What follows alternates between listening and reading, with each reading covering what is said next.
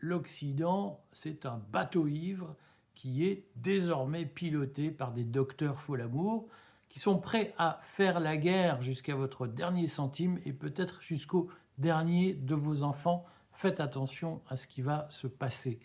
Alors, je vais d'ailleurs essayer de débunker 2 ou 3 sujets dans les quelques minutes que nous avons.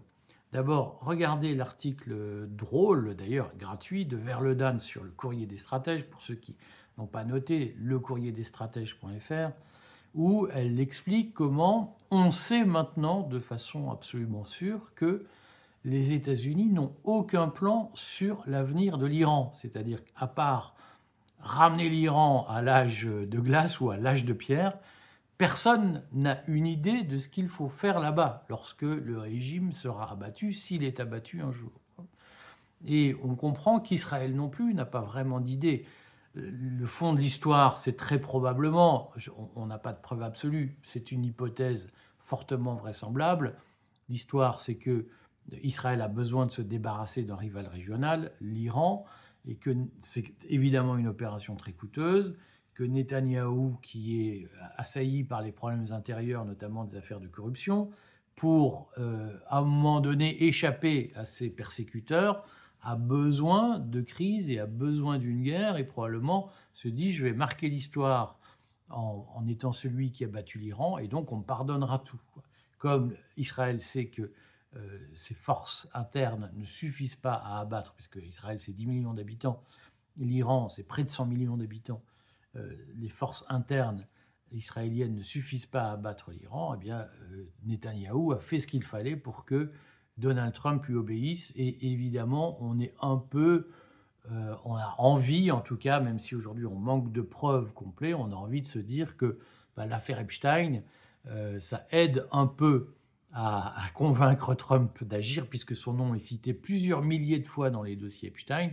Et vous le savez, Le Courrier a consacré un dossier, mais a consacré de nombreux articles au fait que, selon toute vraisemblance, l'affaire Epstein, c'est un compromat organisé par le Mossad pour tenir les dirigeants occidentaux, dont Trump. Et je sais qu'il y a eu, j'en dirai 3 mots, une campagne de sanctification de Trump où chaque fois qu'on dit bah, attendez, Trump, c'est quand même bizarre. Ah non, mais donc vous êtes un mondialiste, vous êtes un traître, vous êtes ceci ou ça. C'est-à-dire que Trump est parvenu par des techniques qui ont été très bien décrites dans les livres de Christopher Wiley, mindfuck, donc le mindfuck, c'est de pensée de merde. Christopher Wiley explique comment comment Steve Bannon a financé Cambridge Analytica pour faire gagner Trump en rendant les gens cinglés et en les rendant fanatiques et intolérants. Donc, on a parfaitement documenté les processus qui ont permis à un certain nombre de gens qui regardent cette vidéo de devenir des zinzins, des gueules obsédés par Trump en disant c'est un symptôme qui va nous libérer du deep state. Vous n'êtes pas les seuls à l'avoir cru. Un certain nombre d'influenceurs l'ont dit et aujourd'hui se sentent un peu merdeux parce qu'ils sont bien obligés de reconnaître qu'ils ont menti. Et donc, on voit bien que ces deux fous, ces deux docteurs faux-l'amour que sont Netanyahou et Trump, nous emmènent dans une guerre dont le seul objectif est de faire ce qu'on appelle du window dressing, c'est-à-dire d'occuper l'actualité pour faire oublier les problèmes intérieurs. Et que cette guerre, elle peut tout à fait déraper. Et elle peut tout à fait très mal se finir. On sait déjà qu'elle va mal se finir économiquement et que votre pouvoir d'achat, vous, Français, vous nous avez beaucoup bassiné sur à juste titre souvent, sur l'inflation, sur Macron qui nous appauvrit. Enfin, celui qui va nous appauvrir aujourd'hui, c'est Trump avec son ami Netanyahou. Et aujourd'hui, il n'y a personne en France, dans la classe politique, peut-être à part Mélenchon, qui soit capable de dire « Mes amis, nous faisons fausse route en nous inscrivant dans cette logique ».